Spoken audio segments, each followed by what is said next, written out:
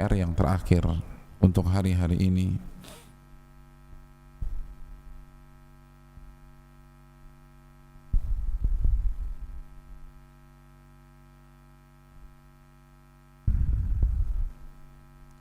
Buat target, atur schedule atau jadwal kegiatan di Ramadan, dan berani mengorbankan sebagian aktivitas dunia kita.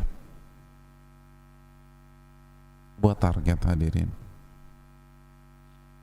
Karena kita kalau nggak pakai target itu suka-suka. Kita kalau tidak pakai target itu cenderung menggampangkan, cenderung menunda. Besok aja, besok, masih lama Ramadan. Pasang target khataman kita, pokoknya Ramadan kali ini harus minimal misalnya nih sekali khatam. Setelah itu buat schedule. Sekali khatam berarti satu hari satu juz. Satu juz itu terdiri dari 10 lembar misalnya. Lalu kita bagi. Sebelum sahur 1 lembar, ba'da subuh 2 lembar, lalu nanti waktu duha jam 8 jam 9 2 lembar lagi, udah 5. Sebelum dan sesudah zuhur biasanya kita makan siang, ini bisa ambil 2 lembar, 7. Sebelum asar atau setelah asar 1 lembar, 8. Maghrib isya selesai 1 juz. Selesai, sebentar, asal ada schedule, diatur. Tapi kalau antum ngerjainnya borongan, berat. Sekali duduk 10 lembar tuh nggak mudah loh. Apalagi kalau kita belum lancar membaca, belum fasih, dipotong-potong dong. Dan itu sampai isya selesai. Belum lagi kalau ditambah jam 10 malam, pas qiyamul lail, banyak yang bisa kita lakukan. Asal buat schedule. Kalau nggak lewat. Begitu juga berapa hari kita mau bersedekah, itu untuk menstimulan kita, men-trigger kita itu. Misalnya sehari 50.000, udah 50.000 tuh harus hilang dari dompet tuh, nggak mau tahu mau kasih siapa, harus hilang, masukin kencelengan masjid, kasih orang. Jadi kalau maghrib ketika ternyata tuh duit masih ada, kita panik karena target kita belum tercapai. Kita akan nyari, ada tukang bakso, bang nih 50.000 gitu, ada hansip lewat 50.000 pak, ada siapa-siapa tetangga lagi nyiram tanaman 50.000 nih pak gitu loh. Ada anak nyasar nih, nek 50.000 gitu. Nah, ada siapa-siapa, udah istri kita aja kasih 50.000. Pokoknya nih uang harus keluar aja 50.000. Anak kayak kasih, pembantu kayak, pokoknya nih harus keluar gitu loh.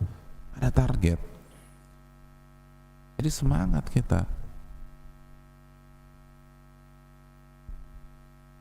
Dan berani mengorbankan masalah dunia. Hadirin, standar para ulama seperti Al-Imam Mulai itu liburnya 2 bulan.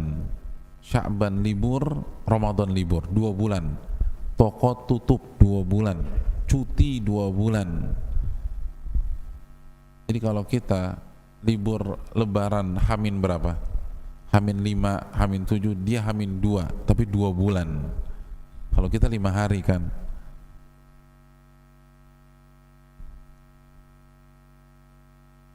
Ustadz, tapi kan kondisi beda. Oke, kalau nggak bisa ambil cuti, semampunya deh gitu. Saya tahu ada orang ambil cuti loh 1 bulan. Oh, nggak mungkin Ustadz. Iya benar.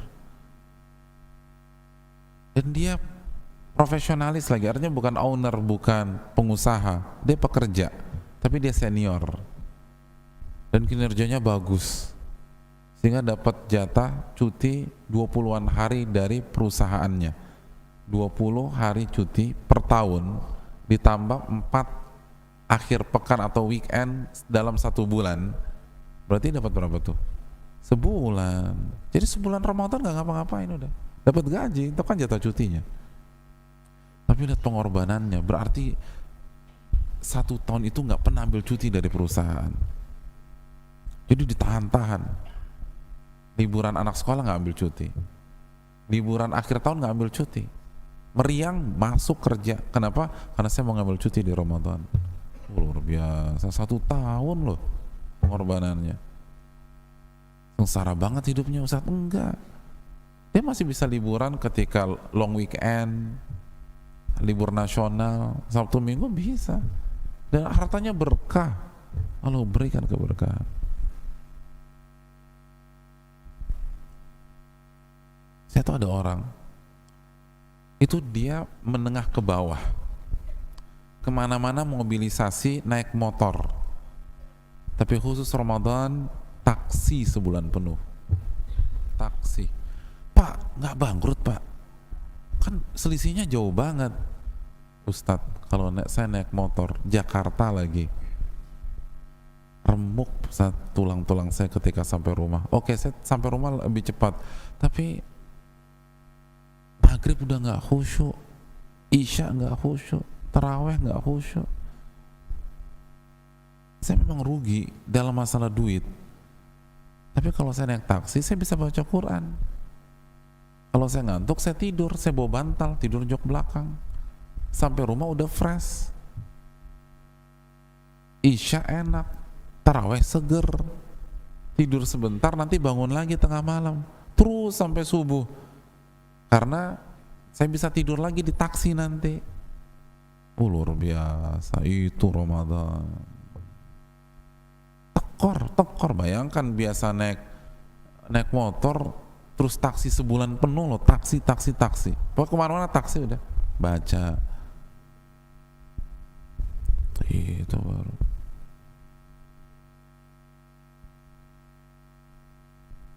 Saya tahu ada orang itu dia ingin iktikaf 10 hari terakhir, tapi di ultimatum sama kampungnya harus mudik gitu. Ya, orang tua ultimatum ya pulang kan gitu ya. Perintah orang tua hukumnya apa? Wajib. Dan ini orang nggak kaya, biasa banget lah. Karena harus mudik itu dia putuskan lewat udara, nggak lewat darat. Saya bilang, kan tiket pesawat mahal banget. Dan dia bukan satu orang, rombongan keluarga, dia pulang semua. Pak, gak tekor tuh Pak. Ustadz, ini kan malam-malam terakhir, prime time-nya Ramadan. Kalau saya naik darat, itu bisa malam 27, malam 29, saya di Pantura. Ya dapat apa di Pantura Ustadz? Macetnya gak karuan. Saya naik udara biar nanti malam udah bisa iktikaf di masjid kampung.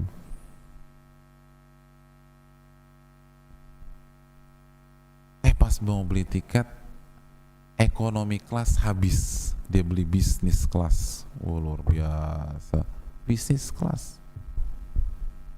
Dia, istri, anak-anak bisnis kelas. Itu duitnya berapa tuh? Bagi dia tuh besar banget loh. Kita nggak bicara orang kaya deh, bagi dia tuh besar banget. Tapi kenapa? Ramadan. Itu baru Ramadan. Nah, banyak orang kan di Ramadan salah kaprah dalam memandang keberkahan Ramadan. Saya sering dengar orang, alhamdulillah Ustadz, Ramadan kali ini berkah banget. Kenapa Pak? Masya Allah, job banyak Pak Ustadz, dagangan habis semua. Berapa kali khatam Pak? Nggak ada sih Pak Ustadz. Terus taraweh nggak? Ya kan nungguin dagangan. Subhanallah. Gimana dikatakan berkah? Itu talbisu iblis, tipu daya iblis yang halus. Maksiat enggak, kita nggak katakan itu maksiat. Tapi salah satu tipu daya iblis adalah membuat kita sibuk dengan hal-hal mubah sehingga lupa beribadah kepada Allah Subhanahu wa ta'ala.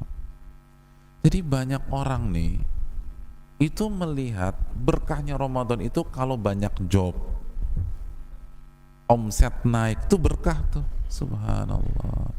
Bal tu'thirunal hayatad dunya. Nah, kalian lebih memprioritaskan dunia. Apakah menilai berkah atau tidaknya Ramadan dengan materi, hadirin? Bukan, dengan ibadah. Berani. Para ulama tutup toko 2 bulan, antum bayangin kerugiannya berapa? Tapi itu tidak sebanding dengan ibadah yang kita dapatkan di Ramadan. Demi Allah, kalau gaji kita atau omset kita di Ramadan 500 juta, hanya bulan itu bersih 500 juta, lalu kita tinggalkan, lalu kita dapat Lailatul Qadar, itu nggak ada apa-apanya, hadirin sekalian. 500 juta tuh nggak ada apa-apanya. Dapat Lailatul Qadar lewat semuanya. Dan ingatlah janji Nabi, man taraka syai'an ittiqa'an lillah awadallahu khairan min. Barang siapa yang meninggalkan sesuatu karena mencari ketakwaan kepada Allah, Allah ganti yang lebih baik. Hadirin, kita hilangkan dunia di bulan Sya'ban, atau kita prioritaskan akhirat daripada dunia di bulan Sya'ban, itu diganti sama Allah. Kita korbankan sebagian dunia di bulan Rajab atau di bulan Rabiul Awal, itu diganti sama Allah. Masa Ramadan nggak diganti? Ganti, pasti diganti. Di bulan biasa aja diganti, masa di Ramadan nggak diganti? Allah ganti, dan Allah ganti lebih banyak lagi. Ayo, yakin nggak sama Allah? Percaya nggak?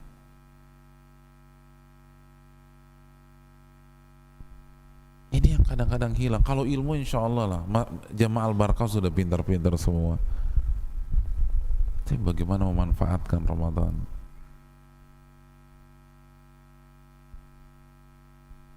Berani all out nggak? Berani mengatakan tidak sama konsumen kita, sama customer kita, sama orang yang mesen barang kita, dan minta, pokoknya saya mau minta di Ramadan. Enggak, cari yang lain aja Pak, saya mau ibadah. Kecuali kalau darurat, kecuali kalau kita nggak punya nafkah lagi. Tapi kalau kita ada tabungan, istri kita kasih, anak kita kasih, dan ini cuma sebulan kok, kita nggak minta 1 tahun, sebulan dari 12 bulan yang Allah kasih kepada kita, sebulan aja. Dan bisa jadi ini Ramadan terakhir kita, hadirin sekalian. Bisa jadi ini saat-saat kita merasakan nikmatnya atmosfer Ramadan, merasakan gelak tawa anak-anak kita ketika berbuka, lalu kita nggak pernah berbuka di rumah, atau nggak pernah sama sekali berbuka bersama istri dan anak-anak karena sibuk kerja sana, kerja sini, kerja sana, kerja sini, rugi kita. Bisa jadi ini kesempatan terakhir kita sahur bersama keluarga tercinta kita. Bisa jadi ini saat-saat terakhir kita tarawih, qiyamul lail, sujud kepada Allah, i'tikaf di bulan Ramadan.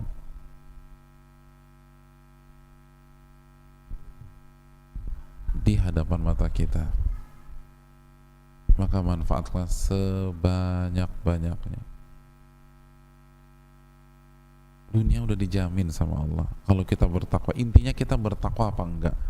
Waman yattaqillah yaj'al lahu makhraja wa yarzuqhu min haitsu la yahtasib. Barang siapa yang bertakwa kepada Allah, Allah akan berikan solusi, dan Allah akan berikan rizki dari arah yang tidak ia duga-duga.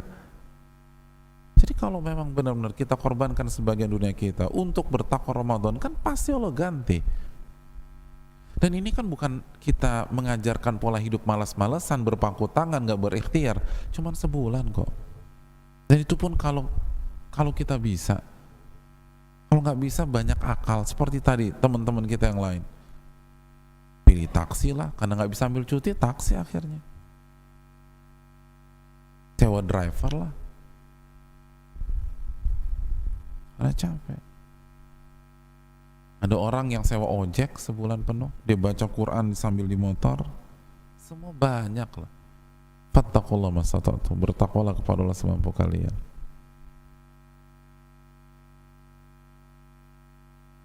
Ini yang perlu kita camkan. Ini yang perlu kita renungkan. Saya rasa cukup sampai di sini. Semoga bermanfaat. Berdoalah kepada Allah dan semoga nasihat ini bermanfaat khususnya bagi yang berbicara sebelum yang mendengarkan. Dan ingat, hitungan hari lagi hadirin sekalian, dan jangan sampai kita terkena doa Nabi celaka Anda. Wassalamualaikum warahmatullahi wabarakatuh wa ala alihi washabihi ajma'in. Subhanakallahumma wa bihamdika asyhadu an la ilaha illa anta astaghfiruka wa atubu ilaik. Assalamualaikum warahmatullahi wabarakatuh.